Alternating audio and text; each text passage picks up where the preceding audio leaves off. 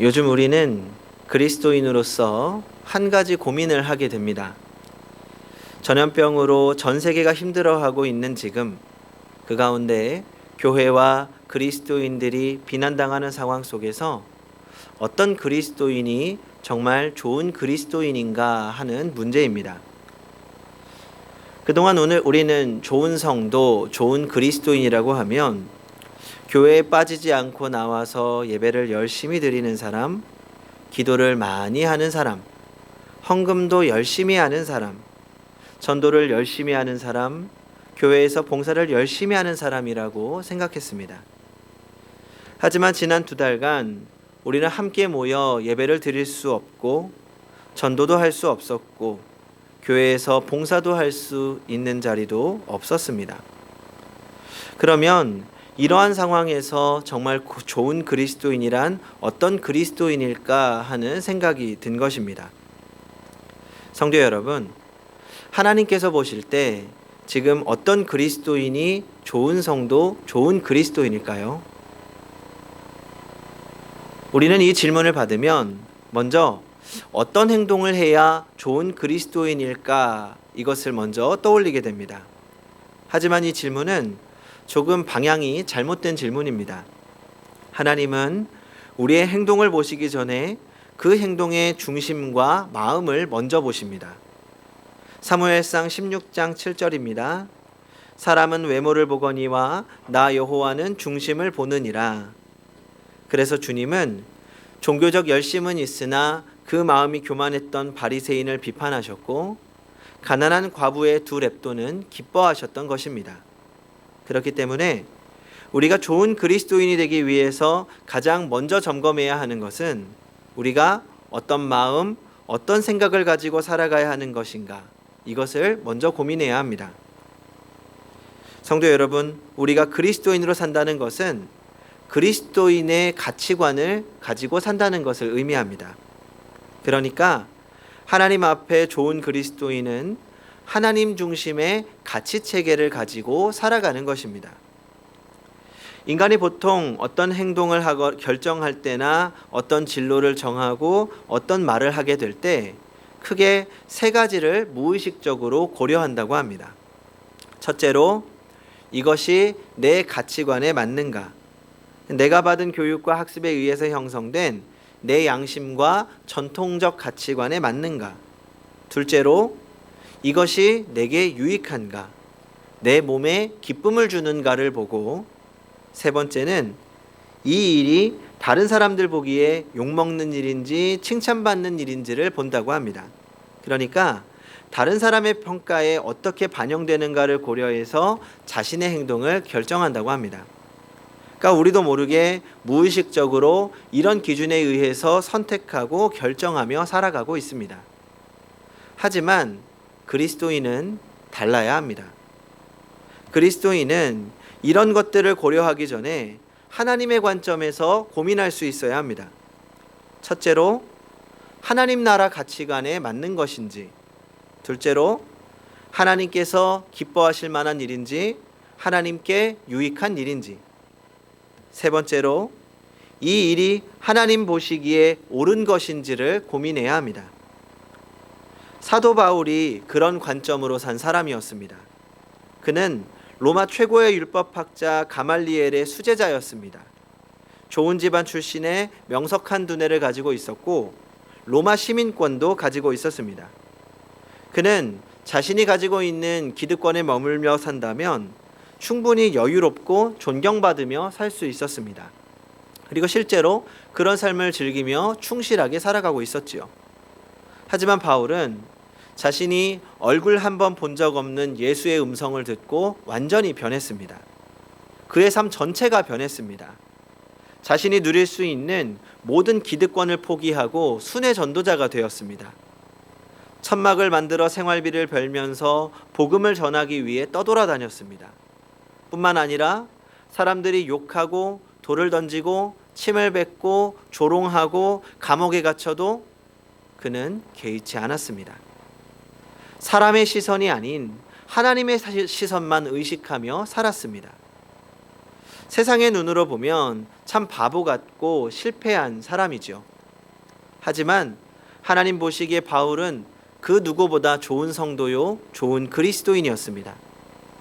단순하게 그가 결혼도 하지 않고 부를 포기한 채 떠돌아다니며 복음을 전했기 때문이 아닙니다. 바울에게도 고민과 갈등의 시간이 있었습니다. 그러나 바울은 그 모든 순간에 하나님 보시기에 옳은 것, 하나님이 기뻐하실 만한 것을 선택했습니다. 잠시 실수할 때도 있었지만 이내 돌이켜 성숙의 기회로 삼았습니다. 바울의 중심이 하나님을 향해 있었기 때문입니다. 세상의 가치관이 아닌 하나님 나라의 가치관이 있었기 때문에 바울은 잠시 흔들리고 갈등했을지 모르지만 그래도 중심을 세우고 찬송할 수 있었던 것입니다.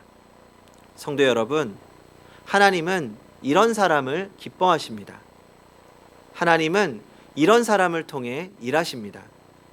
이런 사람을 통해 가족을 변화시키시고 교회를 변화시키시고 사회를 변화시켜 나가시고 이런 사람을 통해 영광 받으십니다. 그러므로 이 시간 다시 한번 마음의 중심을 바로 세우시기 바랍니다. 하나님 나라의 가치관으로 무장하시기 바랍니다. 세상이 괜찮다고 하는 것, 내가 생각했을 때 괜찮은 것이 아니라 하나님께서 괜찮다고 하시는 일에 힘써야 합니다. 하나님 보시기에 귀한 인생을 살았느냐가 오늘 우리에게 중요합니다. 그래서 오늘 본문을 살펴보면서 우리가 좋은 그리스도인으로 살아야 하는 이유와 좋은 그리스도인이 사는 법에 대해 생각해 보려고 합니다. 오늘 우리가 왜 좋은 그리스도인으로 살아야 할까요? 당연한 이유는 우리가 그리스도인이기 때문입니다. 하나님의 자녀로 하나님의 자녀답게 사는 것이 우리에게 마땅한 일입니다. 하지만 지금은 왜 오늘 우리가 반드시 그리스도인으로 살아야 하는지 오늘 성경이 증거하고 있습니다. 8절을 같이 읽어보겠습니다. 8절 시작. 사랑하는 자들아, 주께는 하루가 천년 같고 천년이 하루 같다는 이 한 가지를 잊지 말라. 그 당시 그리스도인들은 예수님의 재림이 늦어진다고 생각해서 믿음이 흔들리고 있었습니다. 그런데 이단들이 예수님의 재림이 없다고 외쳤습니다. 그러므로 이 땅에서 잘 먹고 잘 살고 우리의 쾌락을 위해서 살자고 외치는 사람들이 점점 늘어갔습니다. 그래서 베드로 사도의 입을 통해서 성령이 주신 말씀입니다. 하나님의 시간은 인간의 개념과 다르다. 이어서 9절을 보겠습니다. 주의 약속은 어떤 이들이 더디다고 생각하는 것 같이 더딘 것이 아니라 오직 주께서는 너희를 대하여 오래 참으사 아무도 멸망하지 아니하고 다 회개하기에 이르기를 원하시느니라. 이것은 하나님의 인내와 사랑을 증거하고 있습니다.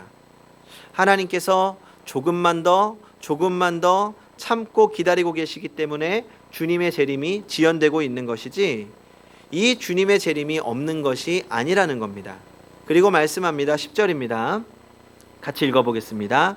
시작. 그러나 주의 날이 도둑같이 오리니 그날에는 하늘이 큰 소리로 떠나가고 물질이 뜨거운 불에 풀어지고 땅과 그 중에 있는 모든 일이 드러나리로다. 아멘. 성도 여러분, 우리는 종말 가운데 살아가는 존재입니다. 제가 최근 들어서 반복해서 자주 말씀드리는 것이 있지요. 오늘을 마지막 날처럼 살아야 한다는 것입니다. 제가 무슨 세대주의나 신비주의에 빠진 것 아닙니다. 최근 들어서 제 주변에 갑작스럽게 세상을 떠나는 친구들의 이야기를 좀 많이 들었습니다. 저와 나이가 같은 친구가 암에 걸려서 급속도로 전이가 되어 살 가망성이 없거나 저보다 어린 나이에 갑작스러운 심장마비로 세상을 떠난 친구들의 이야기를 듣게 됩니다. 그런 이야기를 듣다 보면 정말 오는 순서 있어도 가는 순서 없구나라는 생각이 듭니다. 우리는 개인의 종말을 준비하며 살아야 합니다. 그러나 개인의 종말뿐 아니라 우리는 주님의 다시 오심에 대해서 늘 준비해야 합니다. 시각, 청각, 언어장애의 삼중고를 극복한 헬렌 켈러의 조언입니다. 맹인인 나는 맹인이 아닌 이들에게 한 가지의 힌트밖에 줄 것이 없습니다. 내일이면 맹인이 될 사람처럼 당신의 눈을 사용하십시오. 다른 감각에 대해서도 마찬가지입니다.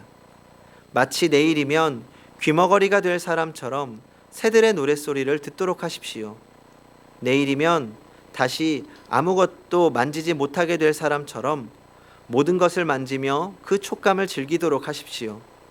마치 내일이면 아무 냄새도 맡지 못하게 될 사람처럼 꽃의 향기를 맡고 음식의 냄새를 맡도록 하십시오. 이 마지막을 생각하며 주어진 오늘을 누리며 살아가라는 것입니다. 오늘을 감사하고 누리며 사는 것 또한 하나님께서 우리에게 주신 축복의 삶입니다. 그러나 우리는 여기서 한 가지를 더 생각해야 합니다. 내일이면 다시는 해를 볼 수 없을 것처럼 오늘을 좋은 그리스도인으로 살아야 합니다. 마귀는 내일부터라고 이야기합니다. 그러나 하나님은 지금부터라고 말씀하십니다. 그러므로 내일이면 다시는 오늘이 오지 않을 것처럼, 내일이면 주님을 바로 다시 만날 것처럼 오늘을 좋은 그리스도인으로 살아야 합니다. 이어서 좋은 그리스도인이 사는 삶에 대해 나누어 보려고 합니다. 그러니까 하나님 나라의 가치관으로 사는 사람이 어떤 사람인지입니다. 11절입니다. 같이 읽어보겠습니다. 시작. 이 모든 것이 이렇게 풀어지리니 너희가 어떤 사람이 되어야 마땅하냐? 거룩한 행실과 경건함으로. 성경은 두 가지를 말씀하고 있습니다. 거룩한 행실과 경건함으로 살아야 합니다. 좋은 그리스도인은 거룩하게 살아가는 그리스도인입니다. 거룩은 구별되어 살아가는 것을 말합니다. 구별된다는 것은 우리 삶의 모든 부분에 적용되는 이야기입니다. 그러나 오늘을 살아가는 그리스도인이 거룩함에 대해서 더욱 고민하고 기도해야 할 부분은 크게 세 가지로 요약할 수 있습니다. 돈, 성, 권력입니다. 많은 그리스도인들이 이 세 가지 때문에 거룩함을 포기하거나 잃어버린 채 살아가게 됩니다.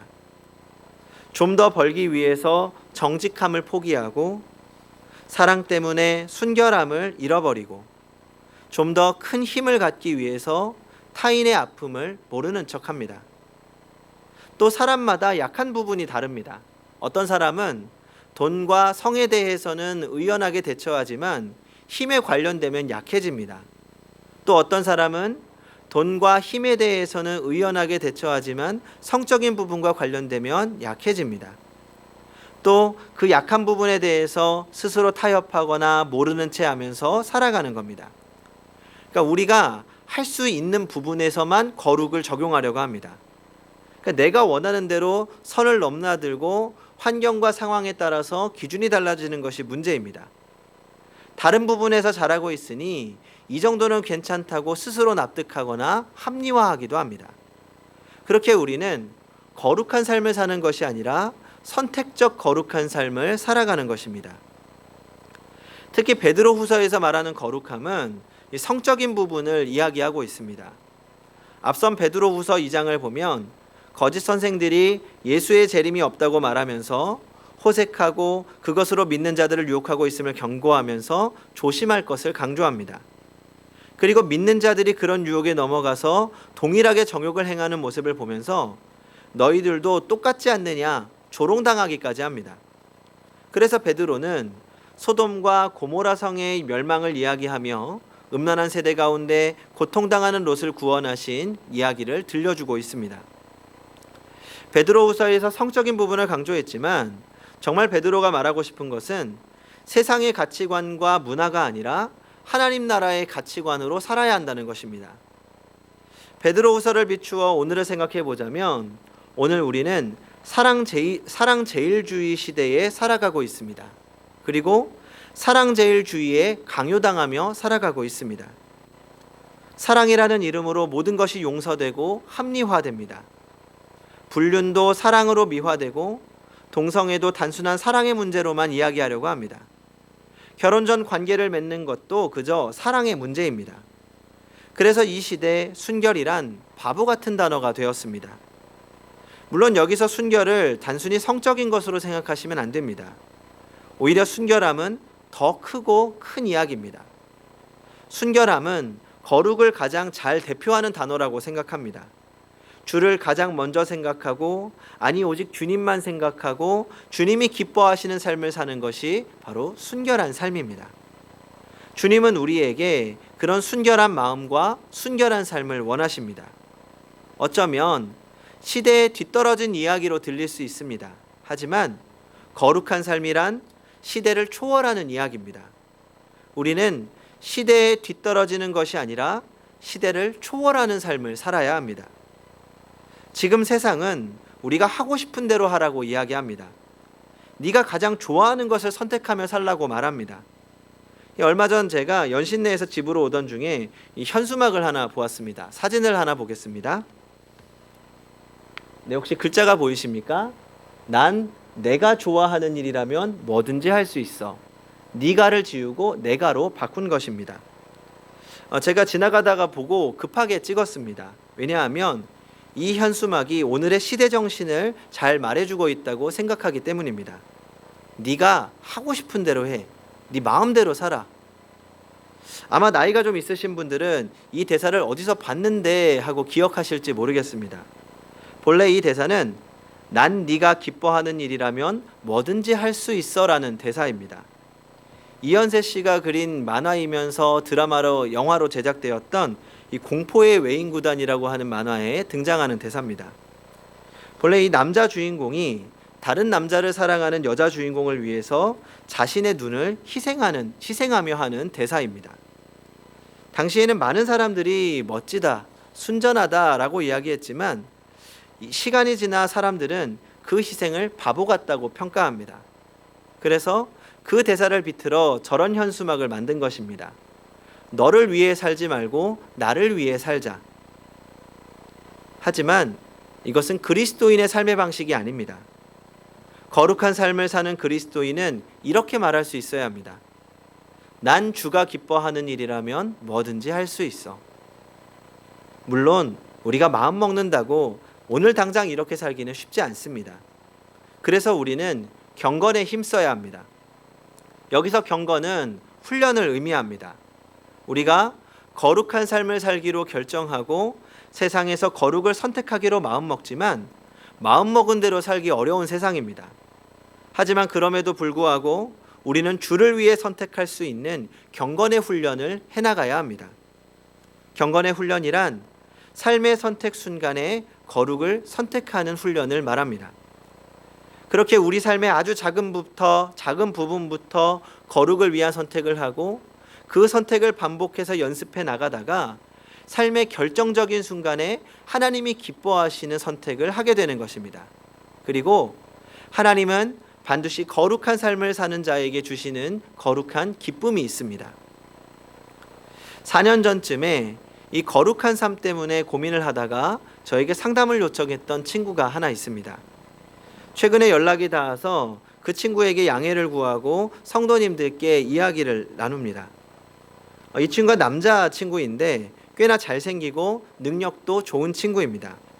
우리 교회 청년은 아니니까 찾아보실 필요는 없습니다. 가명으로 동하라고 하겠습니다.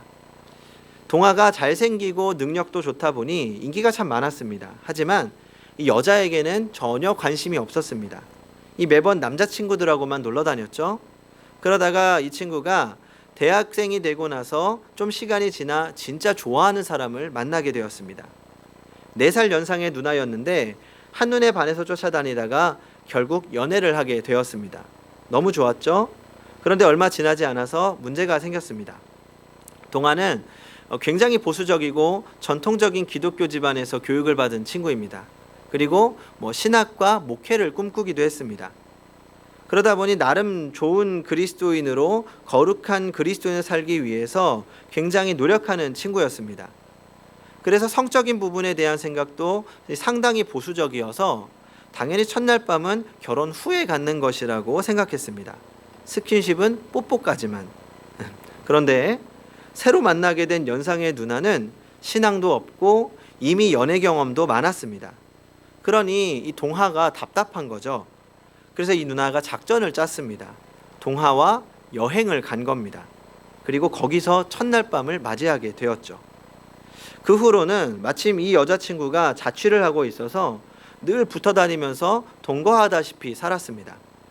그러다가 어느 날 저에게 와서 상담을 요청한 겁니다. 무슨 말인가 하면 마음이 불편해서 못 살겠다는 겁니다. 사실 그동안 여자친구와 지내면서 이게 진짜 사랑이구나, 진짜 사랑하는 사이구나 라고 생각했다고 합니다. 이 관계를 맺으면서 얻어지는 친밀감 덕분에 정말 더 사랑한다고 생각하게 되고 꼭 결혼하고 싶다는 마음까지 들었습니다.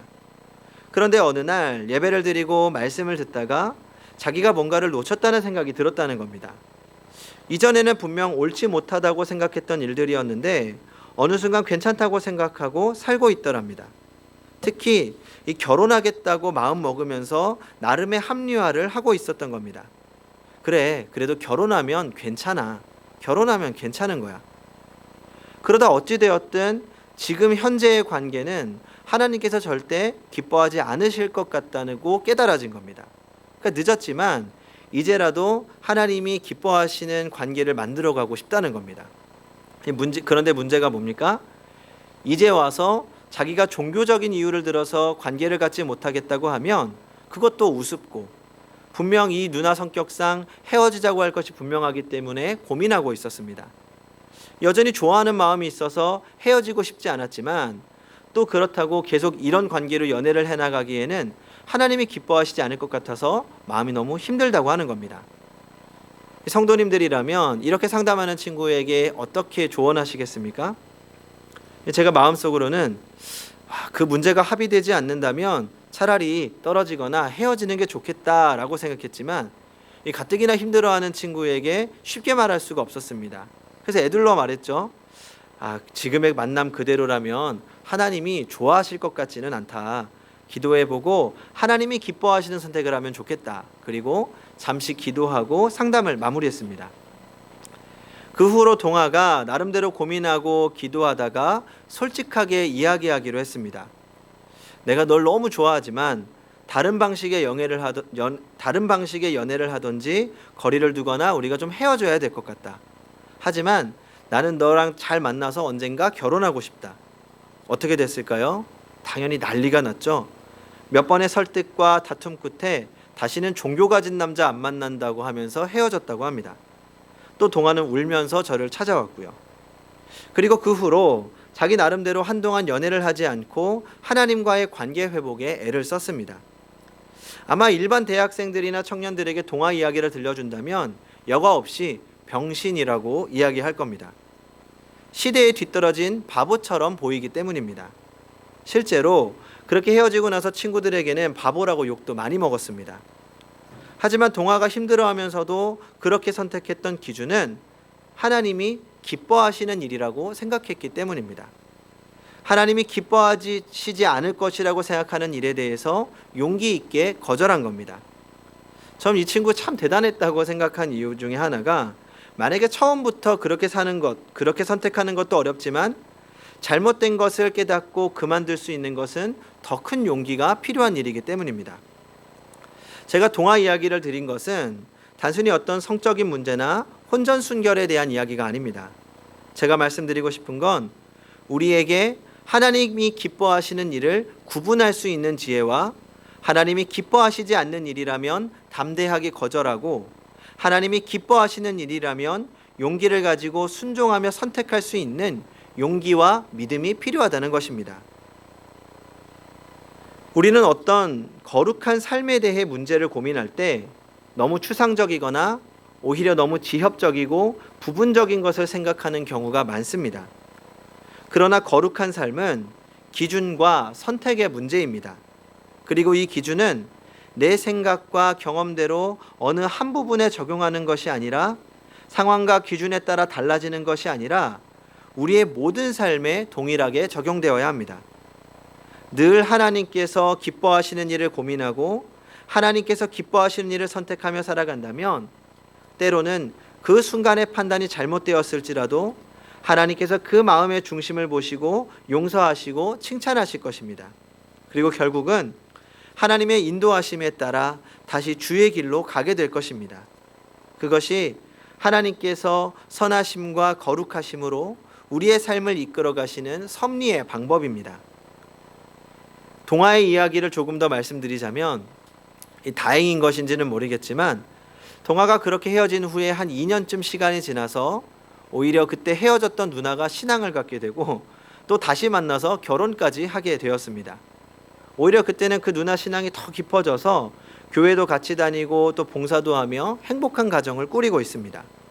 최근에 연락이 닿았던 이유도 자녀를 낳았는데 이 자녀를 어떻게 성경적으로 잘 교육하면 좋을지 물어보려고 했기 때문이었습니다. 전 하나님께서 동화에게 주신 동화만의 은혜라고 생각합니다. 그리고 만약 다시 만나지 않았더라도 하나님께서 동화에게 더 큰 기쁨과 더 좋은 배필을 주셨을 거라고 믿습니다. 왜냐하면 하나님은 거룩한 삶을 사는 자에게 주시는 기쁨이 있고 거룩한 삶을 사는 자에게는 하나님이 예비하신 가장 좋은 것이 기다리고 있기 때문입니다. 성도 여러분, 이 세상에서 사람이 보기에 좋은 그리스도인으로 사는 것도 어렵지만 하나님 보시기에 좋은 그리스도인으로 사는 것은 더욱 어려운 것 같습니다. 하지만 그래도 우리는 좋은 그리스도인으로 살기 위해 노력해야 합니다. 아니, 어떻게든 살아내야 합니다. 오늘이 우리의 마지막일 수 있습니다. 하나님께서는 참 그리스도인 한 사람을 찾고 계십니다. 이제 조금만 용기를 내서 하나님 나라의 가치관으로 하나님이 기뻐하시는 거룩한 삶을 선택하며 하나님이 예비하신 기쁨을 누리며 살아가는 성도님들이 되시기 바랍니다. 기도하겠습니다. 사람의 중심을 보시고 그 마음으로 기뻐하시는 하나님, 세상 속에서 좋은 그리스도인으로 살고 싶은 우리의 마음과 좋은 그리스도인으로 살지 못하는 우리의 연약함 사이에서 갈등하는 우리를 불쌍히 여겨 주시옵소서. 그러나 하나님께서 우리에게 원하시는 것이 거룩한 삶인 줄 다시 한번 분명히 깨닫습니다. 우리에게 믿음과 용기를 주셔서 하나님이 기뻐하시는 선택을 하며 살아갈 수 있도록 도와주시옵소서. 또한 하나님 중심의 삶 가운데 하나님이 주시는 기쁨으로 살게 하여 주시옵소서. 그렇게 하나님 보시기에 좋은 성도, 좋은 그리스도인으로 살기 원합니다. 우리의 마음을 받아주시고 또 그렇게 살 수 있는 은혜를 허락하여 주시옵소서. 모든 것을 감사드리며 예수님의 이름으로 기도합니다. 아멘.